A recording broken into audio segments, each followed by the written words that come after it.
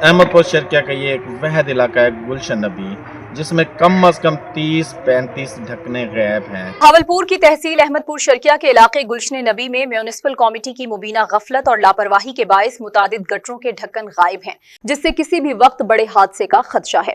अहले इलाका सुरापा एहतजाज हैं और मुतालिका हुकाम से फौरी नोटिस लेने का मुतालबा कर रहे हैं। मजीद सूरत हाल जानते हैं बहावलपुर से हमारे रिपोर्टर मोहम्मद इमरान भूटा की तैयार करदा इस रिपोर्ट में आज तक न्यूज के साथ। आप देख रहे हैं आज तक न्यूज, खबर सच के साथ।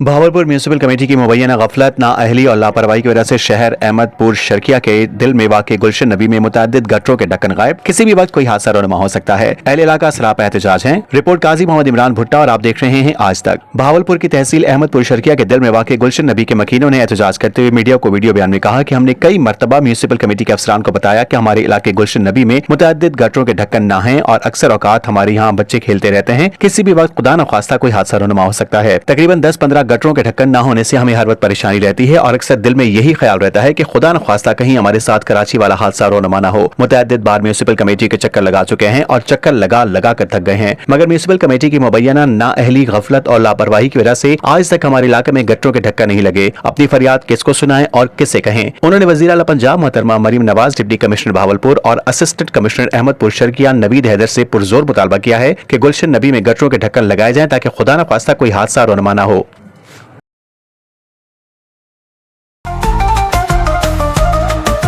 आज तक न्यूज, खबर सच के साथ।